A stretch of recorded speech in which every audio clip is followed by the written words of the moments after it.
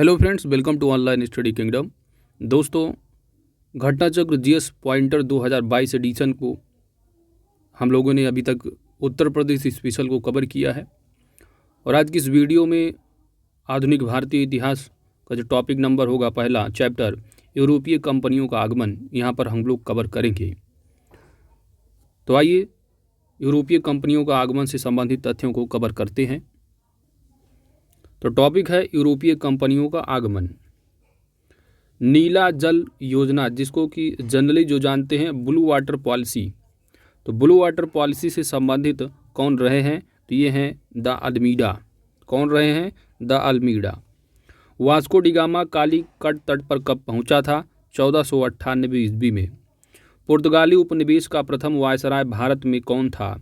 ये Francisco de Almeida. Vasco da Gama का कालीकट में स्वागत किसने किया था? जमोरिन ने किया था। यहाँ पर यात्री दे रखे हैं, किस देश से संबंधित रहे? तो समुद्री यात्री में जो वास्को डिगामा रहे, पुर्तगाल से रिलेटेड रहे। क्रिस्टोफर कोलंबस स्पेन से। Captain Cook Great Britain. Tasman Holland. Bharat में पुर्तगाली शक्ति का वास्तविक संस्थापक कौन था? अक्सर एग्जाम में पूछा जाता है। तो ये अल्बुकर्क। पुर्तगालियों ने भारत में प्रथम दुर्ग का निर्माण कराया था। कहाँ पर? कोचीन में। मध्यकाल में सर्वप्रथम भारत से व्यापार संबंध स्थापित करने वाले कौन थे? पुर्तगाली थे। भारत में प्रथमतः सामुद्रिक व्यापारिक केंद्र स्थापित किसने किया था? तो ये पुर्तगालियों ने ही किया था। बंगाल की बांदेल, चिंसुरा, हुगली, श्रीरामपुर फैक्ट्रियों में से जो डचों द्वारा स्थापित की गई थी वो थी हुगली एवं चिंसुरा में। पांडिचेरी के संदर्भ में सत्य जो कथन है ये है कि पांडिचेरी पर कब्जा करने वाली पहली जो यूरोपीय शक्ति रही वह पुर्तगाली थे। अब जानते हैं कि पुर्तगाल ही सबसे बाद में वहाँ से गए थे, यानी अपने भारत से सबसे बाद में पुर्तगाली ही जाने वाले थे। हुगली को बंगाल की खाड़ी में समुद्री लूटपाट के लिए अड्डा किसने बनाया था? पुर्तगालियों ने।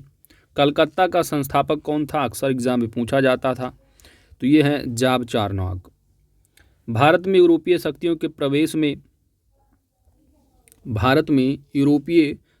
के प्रवेश के संदर्भ में सत्य कथन है कि अंग्रेजों ने अपना पहला कारखाना दक्षिण भारत में मछलीपट्टनम में लगाया था। पूर्वी भारत में अंग्रेजी कंपनी ने 1633 ईस्वी में उड़ीसा में पहला कारखाना लगाया और डुपले के नेतृत्व में फ्रांसीसियों ने 1746 ईस्वी में मद्रास पर कब्जा किया था। भारत के साथ व्यापार के लिए सर्वप्रथम संयुक्त पूंजी कंपनी आरंभ करने वाले कौन लोग थे? तो वो थे ब्रिटेन के। सत्य कथन है कि डचों ने पुर्तगालियों को पराजित किया और आधुनिक कोची में उन्होंने फोर्ट विलियम्स का निर्माण किया। कहाँ पर? आधुनिक कोची में फोर्ट विलियम्स का। भारत में ईस्ट इंडिया कंपनी की सफलता का राज क्या था? तो भारत में राष्ट्रीय भावना की कमी, कंपनी की सेना को पश्चिमी प्रशिक्षण मिला था तथा उनके पास आधुनिक हथियार थे। भारतीय सैनिकों में राष्ट्रीय भावना का अभाव था, जिसके परिणाम स्वरूप कोई जो उन्हें अच्छा वेतन दे अपनी सेवा में लगा सकता था। ब्रिटिश कंपनियों में से भारत में व्यापार करने का पहला अधिकार पत्र जो प्राप्त हुआ था वह लीवेंट कंपनी को। लंदन में ब्रिटिश ईस्ट इंडिया कंपनी के गठन के समय भारत का बादशाह कौन था? अक्सर एग्जाम में पूछा जाता है। तो ये अकबर थे। कहाँ पर? ब्रिटिश इंडिया में कंपनी के गठन की जो बात की गई थी किसके कार्यकाल में? तो ये रहे अकबर का शासनकाल रहा उस समय जब लंदन में हुआ था। आगे अभी देखेंगे कि जो भारत में स्थापित हुई थी उस समय कौन था भारत का। वह मुगल सम्राट जिसके शासन काल में इंग्लिश ईस्ट इंडिया कंपनी ने भारत में, यहाँ पर देखो, भारत में सर्वप्रथम कारखाना स्थापित किया तो उस समय अकबर नहीं जहांगीर थे। लेकिन अगर लंदन में एक बात आएगी तो अकबर लगाना है, अपने प्यारे भारत में होगा बात तो जहांगीर। सूरत सतारा बॉम्बे पणजी में से ईस्ट इंडिया कंपनी की पारंपरिक वेस्टर्न प्रेसिडेंट थी। तो कहाँ पर थी प्रेसिडेंटी? ये थी सूरत में। तो याद रखना है, अगर पूछा जाता है कि ईस्ट इंडिया कंपनी की जो प्रारंभिक वेस्टर्न प्रेसिडेंसी थी कहाँ पर? सूरत में। भारत में 1613 ईस्वी में अंग्रेजों ने अपनी पहली फैक्ट्री कहाँ पर स्थापित की थी? तो ये था सूरत में। वह अंग्रेज अधिकारी जिसने पुर्तगालियों को स्वावल्ली क्या है स्वाल्ली के स्थान पर हराया था, तो ये थे थॉमस बेस्ट। थॉमस बेस्ट ने पुर्तगालियों को स्वाल्ली में के स्थान पर हराया था। यूरोपीय व्यापारिक कंपनियों में से सूरत में सर्वप्रथम अपना कारखाना किसने स्थापित किया था? अंग्रेजों ने। ईस्ट इंडिया कंपनी के प्रारंभिक दौर में वेस्टर्न प्रेसिडेंसी थी कहाँ? सूरत में। ब्रिटिश ईस्ट इंडिया कंपनी ने बम्बई लिया था तो पुर्तगालियों से। ईस्ट इंडिया कंपनी का गवर्नर जिसे औरंगजेब द्वारा भारत से निष्कासित किया गया था, तो वो थे सर जॉन चाइल्ड। प्रथम कर्नाटक युद्ध का तात्कालिक कारण क्या था? तो अंग्रेजों द्वारा फ्रांसीसी जहाज़ों का अधिग्रहण। कर्नाटक युद्ध लड़ा गया था वह अंग्रेज और फ्रांसीसी के मध्य लड़ा गया था। यहाँ पर सही सुमेलित है कि प्रथम जो कर्नाटक युद्ध है वो यक्सला चैपल की संधि के साथ अंत हुआ था। द्वितीय कर्नाटक युद्ध अनिर्णायक युद्ध रहा। तृतीय कर्नाटक युद्ध जो रहा वो पेरिस की संधि से समाप्त हुआ और प्रथम मैसूर जो युद्ध रहा वह उसमें ब्रिटिश की हार हुई थी। अगला दे रखा युद्ध है और किस वर्ष में कौन सी युद्ध हुए थे? तो कर्नाटक का जो पहला युद्ध है 1746 से 48 के बीच रहा। द्वितीय युद्ध 49 से 54 के मध्य और कर्नाटक का तीसरा युद्ध 1758 से 83 के मध्य। तो अक्सर क्रोनोलॉजी में मिलाने को आता है, याद रखना है। प्रथम यूरोपीय व्यक्ति जिसने भूक्षेत्र अर्जित करने के उद्देश्य से भारतीय राजाओं के झगड़ों में से भाग लेने की नीति आरंभ की, वो थे डुप्ले। भारत में फ्रांसीसियों ने अपना सबसे पहला कारखाना कहाँ पर स्थापित किया था? सूरत में।